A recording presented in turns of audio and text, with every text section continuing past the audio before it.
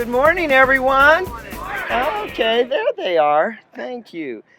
My name is Happy Haynes, and I'm the proud executive director of Denver Parks and Recreation. And I'd like to welcome all of you here on this. Who would think it, in the middle of November, this gorgeous Colorado day, and to this very special groundbreaking ceremony for the Levitt Pavilion. And I know we have quite a number of dignitaries here today. I want to acknowledge a few of them and start by welcoming our mayor. I hear he's in the crowd. Oh, there he is, right here. You're going to hear from him in just a moment. And I want to acknowledge a few people before we get the program started. Sharon Yazowski, where is Sharon? Oh, they're right. Yes.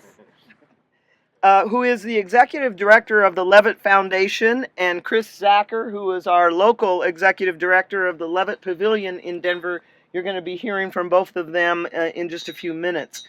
We have some council members who've been very involved in, gosh, this thing is very involved in this process. I want to acknowledge them. Councilman Jolyn Clark, who's here, Councilman Kevin Flynn, who is with us, and I understand our former Councilwoman Peggy Lehman is in the crowd with us as well. We thank you all for being here. I want to acknowledge our two deputy executive directors, Scott Gilmore. Where's Scott? Right back here. And John Martinez. I don't know if John is here, for our executive director for recreation. Is Chris here? Yeah. Former Councilman Chris Levitt? Yeah. Oh, wonderful. I heard you weren't going to be able to be here. I'm delighted to have you here. And George Delaney from Public Works is in here as well. And Scott Hergenrader, also from our bond office, who's been very involved in this. Is Scott here? Just want to acknowledge all these individuals who played such a role in this park and in this city for so many years. And with over 250 parks in our system, we take great pride in helping to create the outdoor environment, the culture that we enjoy, that Denver residents enjoy here. And Ruby Hill has become a centerpiece of outdoor recreation and so many other things, and a great example of how activating a park can really change a community. So for many years, Ruby Hill has been a hidden gem of sorts, and even though old-timers like me remember Ruby Hill as the best sledding hill in Denver, right? It really, it has been for many years vastly underutilized. And, but now, with all of the efforts, starting in 2008, when the master plan was created, and it helped us to breathe new life into this park. And we started with the picnic shelter that you see above us, and a playground area for children and families to enjoy. We invested in a new irrigation system for the entire park, and it goes on and on. Earlier this year, we celebrated a world-class bike park just to the south of us. And now we are about to break ground on a world-class outdoor music festival area that will be unrivaled in our community, that it will provide 50 free concerts to citizens from all over Denver right here in this park. So when we talk about activating, clap for that. And the convergence of our outdoor life and space and culture is such an important one for our park system. And we're so happy to be here celebrating the convergence of parks and music and culture in this glorious place. So let me introduce our next speaker. Before I do that, I do want to acknowledge all of our Parks and Recreation staff members, and particularly those who are involved in this park. I Our planning director, Gordon Robertson, I think is here. Uh, uh, Thank you, Gordon, for all of your work. Jeru Parikh, where is Jeru, who's been involved in the planning of all of these wonderful amenities here. David Hunsinger and Rohini Saxena from Public Works have also been involved in this process. Raise your hands if you're here. And the operations staff, who are the real heroes of this park, Jill Kaufman and Abby McNeil. Where are Jill and Abby? And their entire team. I see a bunch of them right here. Please raise your hands for our Southwest crew. They are the he does all the work. I tell you, they care for this park as if it was their own backyard. And you can tell from looking at it, can you not? So, before inviting Councilman Clark to come up and say a few words, I want to again acknowledge our former councilman, Chris Levitt, who played such an important role in helping to bring all of this about here in Ruby Hill. And now, the councilman who is an extraordinary partner of Denver Parks and Recreation throughout the city, and can't say enough about your support, Councilman, for the citizens of Denver, not only for this park, but you've traveled around the country with members of my team to take care of trees in our community and to help us plan for our response to the emerald ash borer, and your commitment is just unparalleled. So I give you Councilman Jolyn Clark.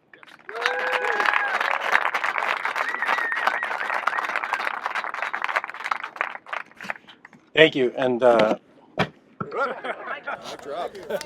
mic drop. All right, I'm just gonna go like this. I'm a little bit taller. I'm just gonna hold it. First of all, how lucky are we to have Happy Haynes running our Parks Department? I get up all the time and I tell people there is nobody on this planet who loves Denver parks as much as I do. This is a lot tougher crowd to make that statement in because there are so many people I see here who I learned how to love our park system from. And we're so lucky to have Happy and Scott and everybody who they've mentioned from parks, running this department. I don't have any notes today, so Happy might have to pull me off the stage. I have been waiting for today for a really long time. From before I was a councilman, when I was just a citizen and working along the river with the Greenway Foundation, and I'm just excited. And come on, look at this day. How can you not be completely and totally in love with Denver? Look at this. This is the greatest city on the planet. There are a lot of people who are going to be thanked, a lot of people that Happy thanked, and I'm sure that Chris and does this need to be plugged in? Is that why it's going crazy, or am I just okay? And that Chris and Sharon will thank. So I'm not gonna go down too far, but I do have to thank Chris and Sharon with Levitt locally and nationally. Without them, this doesn't happen. The Greenway Foundation for stepping up and making this possible at the very beginning to start raising money, which was critical to making this happen. My predecessor, the man, Councilman Chris Levitt, who got this thing going, and Valerie Kearns in his office, who lived and sweat and blood and tears on this project. Colin and Bailey and the entire board of directors of the Levitt Pavilion. There were so many people that had to come together and had to do their part to make this happen.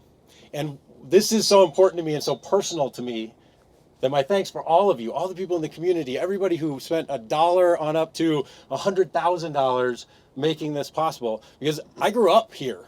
Every time it snowed, I have three brothers and a sister, 4 siblings, and we would grab our sleds and we would head to Ruby Hill. And we would sled down the hill, and this was the greatest place on earth. You had this view, and my colleague, Councilman Flynn, crushed my belief that this was the highest point in the city and county of Denver, because when you stand on top of it, there is no doubt that it is the highest. But he pulled out some science and showed me that there's a different place in his district. It's nowhere near as beautiful as this, but it's technically higher. But we were on top of the world as kids when we stood on top of this park with our sleds. And I brought my kids here, and this is where I taught them how to ride a bike. This park is ingrained in the fiber of who I am. When I started with the Greenway Foundation, I took thousands of kids on field trips here, and that's when my heart broke for this park, because I would be here with the 60 kids that I brought, and there was nobody else in the park that was doing anything good. We showed up one day and every tree, we're not talking about concrete surfaces, we're talking about trees. And those of you who have heard me over the last 2-3 years, however long I've been involved with this, I tell this story and I keep telling it because we can't forget where this park came from. Every single tree was tagged. This isn't a wall down somewhere where nobody is. This is a tree. It's great to see today that we have a tree tagged up there by our forestry department because it's being treated for emerald ash borer. That's the kind of tagging that we need on our trees. This wasn't that kind of tagging. There was one day that I stood right up there before the pavilion was there, and I had 60 kids, and I'm trying to teach them about Potato Clark, no relation, and the early history of Denver that this area facilitated and was the heart of. Our first campground ever for the city and county of Denver, right over there. First horse race track, right over there. First airplane that ever took flight. People sat on Ruby Hill and watched that happen. First race car track. Oldest golf course this side of the Mississippi. I'm trying to teach kids about that, engage them with our river and with our parks. And at 11 o'clock in the morning, a car pulls up, pulls off of the road, and starts doing donuts in the grass 10 feet from the kids that I'm with. And we had to run for cover. That's what was happening at this park, and my heart broke. But the community came together, and our awesome city came together to facilitate that conversation with the community about what do we want here? What can we do better? This is a regional park. It serves all of Denver. It's the third largest park in terms of acreage in our entire city, but it had not seen the level of investment that City Park and Wash Park, the two parks that are bigger than it got. It was under-realized, and the city put forward that effort, and the community came together and said, this is what we want. And look today at what we have. And this is the absolute cherry on top. We have a world-class bike course. We have the pavilion bathrooms, a brand new playground. We don't have bullet holes in our playground equipment anymore, which is the other thing that we would run into with kids here. And that took a lot of people and a lot of investment and a lot of people saying enough is enough with negative use at this park, and Southwest Denver deserves more. And today we're here to celebrate the crown jewel of that. A facility that will serve this community, will bring active, engaged use to scare off all of the bad use so many days of the year, and will provide 50 free concerts a year. We are standing up here today and saying, as a city, we don't believe that arts and culture is something that should be only for those who can afford it. Only those who can afford it. Only accessible to those who have. That arts and culture should be a fiber of every moment, every day in a world-class city. And we're going to stand up and make sure that it doesn't matter what zip code you were born in, how much money you have, how much money your kids have, you will have access. You will be able to sit and hear live music and let that touch your being and the fiber of you and help you define your experience of being a kid growing up in Denver just like everybody else. That's the commitment that we're here making on this gorgeous day of the greatest city on the planet.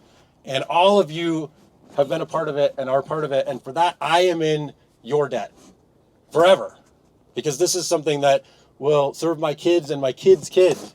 We'll be standing someday telling somebody, when I was a kid, I went to concerts at Ruby Hill. I couldn't say that. I said sledding. Now they'll be able to sled, to learn to snowboard and ski. A mile down the road, kids can learn to camp. Kids growing up in our city who have never pitched a tent don't know how to make a fire. All of that we've made possible because we as a community have rallied together and said, this is what we want, this is what we believe in. And then we've partnered with all these fantastic people who have brought to bear the resources that it takes to make that happen. So this is an amazing day. This is an exciting day. Thank you all so much for being here. And then I've just got to say, you're going to hear from a lot of people, and he's not next up, but you know, they call the kind of government that we have when you learn in political science class, which I didn't do because I never planned to be a politician, but they tell me in those classes that the kind of government Denver has is called a strong mayor government.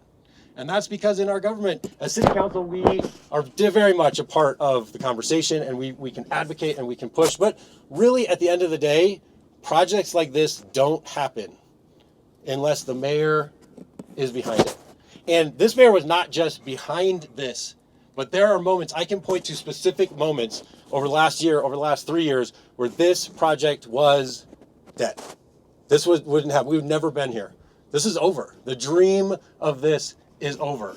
And this mayor, Mayor Hancock, stepped in made a decision to say, no, I'm going to lift this thing up. So there's so many people here who did their part, and so many people without which we don't get here today. But nobody gets that prize more than our mayor, because at the end of the day, he had the power and the decision, and he said, I'm stepping up. So let's give it up. Louder than that. Let's give it up for our mayor. This is a guy who gets it. And when I say I love Denver parks more than anybody, I'm competing right there with the boss man. He loves our parks, and look at the commitment that he stood up. He saved this project more than once and said, I'm committed to Southwest Denver. I'm committed to Ruby Hill. I'm committed to these communities. How lucky are we to have a mayor who's willing to step up for our parks, for our communities, and say, yeah, I got your back. And that's what we have. And so I just got one more time. Let's give it up for our mayor. Thank you all. I'm so excited to be here. And with that, I'll turn it back over to Happy Haynes. Thank you. Let's give Councilman Clark another round. He's saying, leave it in.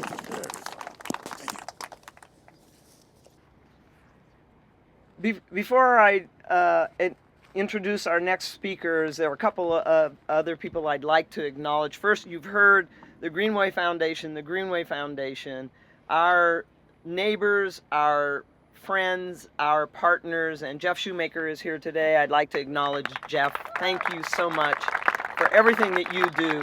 And you know, it's great to be in a crowd where you're in this little debate about who loves the parks more, right? And that everyone in here could actually win that argument. And certainly Jeff is one of those people. Doug Woods, who's the head of our director of operations and maintenance for our parks, who takes care of parks throughout the city. We have a number of members from our Parks and Rec Advisory Board who help me and the members of my team think about and guide our thinking and work on the park system. I see Jason Robinson. I saw Frank Rowe. Are there other members of the PRAB? Please raise your hands and be acknowledged for your commitment to our Denver parks. We so much appreciate that. And now I would like to invite up the individuals who are going to really bring to life this music and culture right here at Ruby Hill Park. So I'd like to invite Sharon Yazowski, who is the Executive Director of Levitt Foundation, and Chris Zacher, who is the Executive Director of Levitt Pavilion Denver, to come forward. And, you know, their purpose in building community, because that's what this is about. This is, you know, free music and bringing people here to this park, as Councilman Clark so aptly put it, a park that was kind of forgotten. And, you know, this is what Sharon and Chris are all about, building community through the power of free live music that very much aligns with our mission and our vision for Denver Parks and Recreation, to provide innovative and equitable and safe, beautiful places for people in Denver to enjoy. So please welcome Sharon and Chris. I'm testing this mic. Oh, great, it works. Okay. It is so great to be in this awesome city, Denver. We are so excited. The Levitt Foundation is so excited to be your partner. The mission of the Levitt Foundation is, as Happy said, to build community through music. We work with cities to transform neglected, challenged public spaces into welcoming destinations where the power of free live music brings people together and invigorates community life. This Levitt Pavilion will be part of a network of Levitt Pavilions across the country. There's pavilions in California, Texas, Tennessee, Pennsylvania, and we are so proud that this pavilion will be the crown jewel of Ruby Hill Park. When Councilman Levitt called the Levitt Foundation in 2010 and started telling us about this park, we thought, that sounds interesting. So we'll head out and we'll check out the park. And when we saw its expansiveness, we thought, what a beautiful setting for an outdoor pavilion to bring the entire community together. But then when we learned about where it is in the city, how close it is to very diverse neighborhoods, and yet how easily accessible it is through bike paths and public transportation, how it truly is positioned to be a citywide destination where everyone in Denver of all ages, of all backgrounds, will be able to come together, we said, absolutely, we will be honored to be your partner. And even though this is part of a national network, it's all community driven. So you heard a list of names today that are being thanked for their involvement, because it really does take many, many people, many visionaries to bring this project together. So Mayor Hancock, thank you for your visionary and enthusiastic support throughout this process. We would not be here without you. Thank you. Former Councilman Levitt for making that phone call, and to Gordon Robinson, who lived in Arlington, Texas, where there is a Levitt Pavilion, and when he learned about the master plan for Ruby Hill Park, and when he learned an amphitheater was part of that master plan, he said, you ought to call the Levitt folks, because I think they'd be a good partner. So thank you, Gordon, for introducing the Levitt Foundation to Denver. And of course, thank you, Councilman Clark, for continuing to carry the torch, and your enthusiasm for this park and for this program is absolutely infectious. So thank you. So while this pavilion is going to be a driver in so many ways, these pavilions attract thousands, hundreds of thousands of people to the 50 free concerts every year. That's going to have a boost to the local economy. It's going to inspire other improvements for this area. But most importantly, what this pavilion will be, when those shovels hit the ground and that dirt starts moving, what's going to rise from the ground will be much more than a music venue. It will be a platform for local musicians to showcase their talent and what they bring to this community. It will be a stage for school children to show what their talents and what they have to offer the community. It will be a stage for life events like graduations. And it will be a cultural nexus for festivals where the diverse communities of this city will be celebrated. But most importantly, it will be a welcoming, vibrant destination where people of all ages, of all backgrounds, regardless of their income level, regardless of their faith, regardless of what their beliefs might be, who they are, where they came from, everyone will be welcome here at Ruby Hill Park at the Levitt Pavilion to enjoy incredible music, 50 free concerts, and the community will be celebrated through the power of free live music right here at the Levitt Pavilion in Denver, Ruby Hill Park. Thank you.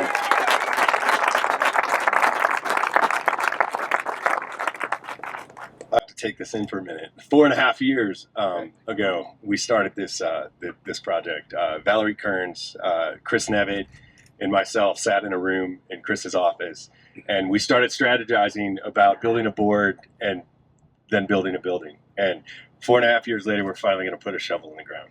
And I want to thank Chris for his leadership and vision. You guys will never see what happens behind the scenes of how much goes into this, the partnerships that you create along the way, the people who show up to donate and help, from the Greenway Foundation for sponsoring us as a fiscal sponsor so we could get off the ground quicker than we could have, to Youth on Record for providing a space for us to meet and some vision for our future, to Colorado Public Radio and their open air format for what they do for musicians in town and for the partnership that we hope to have with them moving forward. To Joanne Posner, who helped fund this project and the Colorado Ballet's new building and the Posner Center, and to philanthropists everywhere who have put their time and energy and love into this project. And I looked through this crowd, and we've been around for 4.5 years, so I think most of you have been on our board at some point in time. And I thank you for your dedication. It's hard to raise money for a nonprofit. It's even harder to raise money for a nonprofit that doesn't exist, for an idea that hasn't been tested in this market. In 2012, I was on a DDP trip in Chicago, an Urban X trip, and the mayor and I were at the top floor of, I think, Ernst & Young, and we were looking out at the beautiful skyline, and I was running City Park Jazz at the time, and he said to Councilman Nevitt, "You got to meet this guy." And That's where it started. And next July 14th, almost 5 years to the day that we began this journey, it ends. This building is for you. It's for the musicians here. It's for the geese in the sky.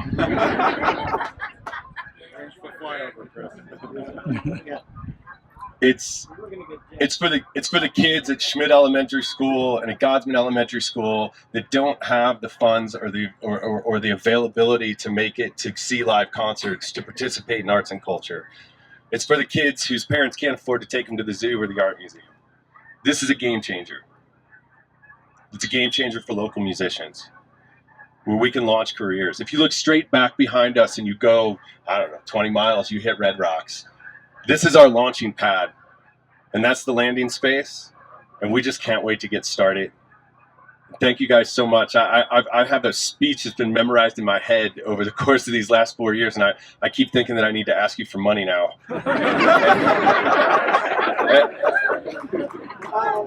And I do, because as we move forward, these things don't pay for themselves. So show up, buy beer, put money in buckets, donate, because it's your donations, it's your individual philanthropy. If it's 50 cents or $1 or $100 or $5,000 that makes a difference. You might have a ton of money in your bank account. There's lots of people that don't. And you can buy them tickets to concerts for the rest of their life by supporting this community, for supporting this facility. Man, wow, it's so great to be here. I want to thank all of our funders, everybody who gave us money. I want to thank Colorado Harvest Company and Open Vape for showing that cannabis can be a partner in our city, that they can be philanthropic. They closed out this capital campaign. I'd like to thank Illegal Pete's for giving us office space for 2.5 years, for introducing us to people, for giving us cash to make this happen. And I promised them I'd be out in January. I quit asking for burritos a while ago. And I'd like to thank Arts and Venue and Lisa for being just a tremendous partner and staunch supporter. And Brendan Picker for running our public art program. You know, there's a public art component to this thing. You're going to see things other than music here. You're going to see, hopefully, theater and movies and dance and weddings and hopefully high school graduations. This facility is not just about Levitt, even though it's named the Levitt. It's about the community. This facility belongs to all of you. You own it. We're just going to bring you some music, and hopefully you guys can bring some other things that make it important. To Studio Trope, Jarrett Floyd for doing everything that he did to design this beautiful building. God, I look around and I just see people I want to thank. To my father-in-law, John Moy, who gave me the first $10,000 for this project. Gary Storin, the Bonfils Stanton Foundation, the Betcher Foundation, the Gates Family Foundation. These foundations that we have in town, this is not a rich philanthropic community. And we've got a couple of foundations, and they don't have endless buckets of money. But what they do have is vision for the arts, especially the Bonfils Stanton Foundation. Gary came back, and I came back to Gary at the end, and I said, Gary, I need $50 more thousand. And he said, well, give me a report on what you did with the money so far. And I gave it to him, and I waited. You usually got to wait a while. And I got a call right away, and he said, we got this. We want to make this happen. To all of the organizations that are going to use this thing, and the musicians that are going to grace this stage, and the people who have helped us out and played shows for us along the way, Chris DeSmuke and R.L. Cole, and I'm sure I see lots of you guys. Kyle James Hauser back there, he played one of our first little shindigs. Thank you all. And Kent Sondergraf, you're never going to get the credit that you deserve, but everybody can see Kent. He's the tallest guy back there. Kent led this project from Parks and Rec for a long time, along with Lori Dana Miller, before Happy came on board. And to Drew and Rohini, and I got to say, to my buddy the mayor, thanks, bud. In 2012, we suffered a really great tragedy at City Park. And Happy and the mayor were there with me that next day when we talked about how we're going to move forward, how we're going to change things. We lost somebody really important to this community on July 24th, or June 24th of 2012. And I want to make sure that everybody remembers the sacrifices that our men in blue make They protect us. They work security at our concerts and at our venues, and they put their lives on the line every day.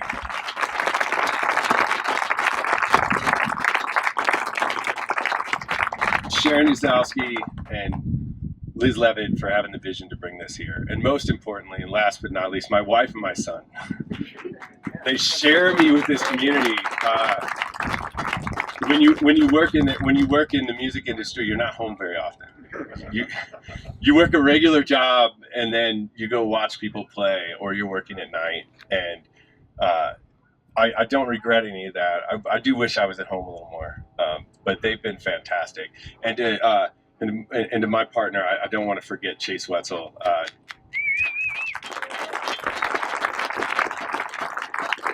So thank you guys so much. And right now, I got to bring the mayor up here. We're lucky to have Michael Hancock as mayor. This guy believes in the arts just as much, if not more, than our previous mayor. And we're lucky to have him in this city, and we're lucky to have his wife. Thank you so much, Mayor. Thank you, man.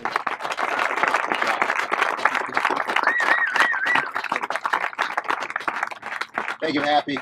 Once again, give it up to our Parks and Rec team and everyone's been involved. Chris Sacker, Sharon, thank you very much. We want to thank the Levitt Foundation, all the foundation and sponsors. Everyone's been thanked several times. I want to thank Councilman Clark, Councilman Flynn, the city councils here, previous council who worked on this and passed. I think the resolutions or bills so that we could continue to fund the effort here.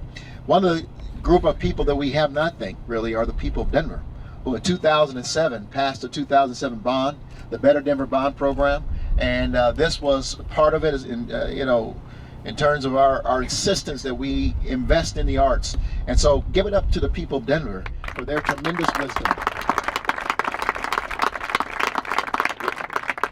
To Valerie Kearns, who unsung hero. Our aides and assistants and partners, advisors don't get a lot of love, but you're at the table on this from day one, and so we thank you as well for your support and your leadership.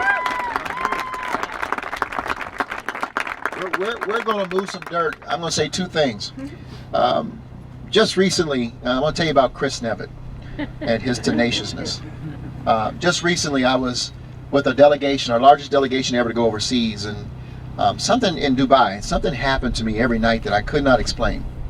And that was every time I laid down, turned off the light to go to sleep, I heard this same gnat. I don't know, I think it was a gnat, I hope it was a gnat, in my ear, just buzz, and I'd swat at it, and a couple times I hit myself in the face. But every night, this same gnat came to the same ear.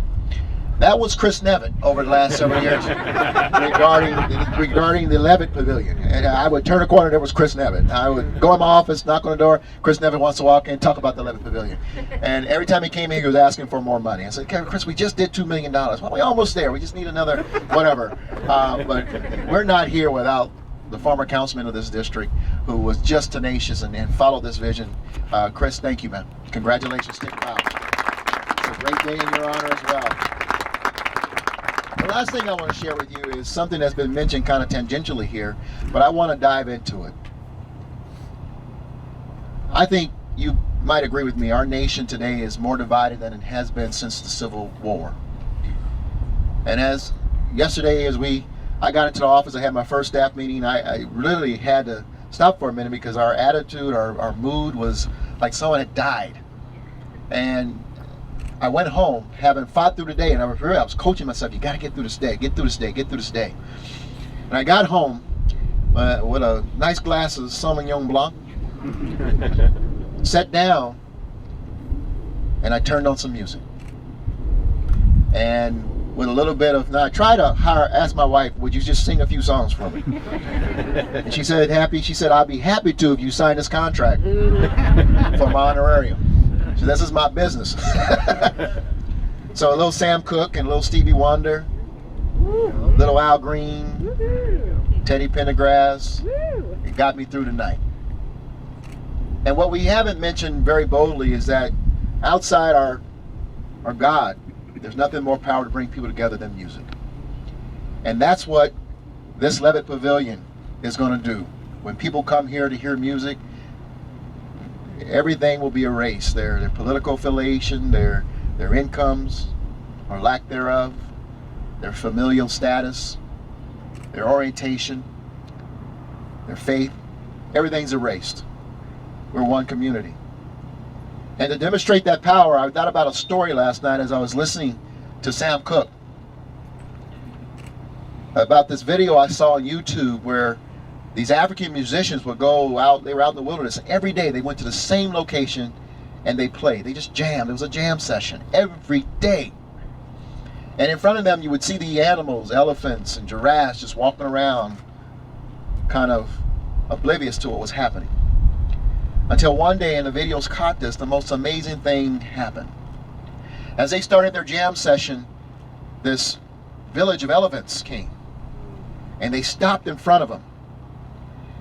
And then the most powerful moment occurred as they kept jamming. The elephants just began to sway, as if they knew what was happening.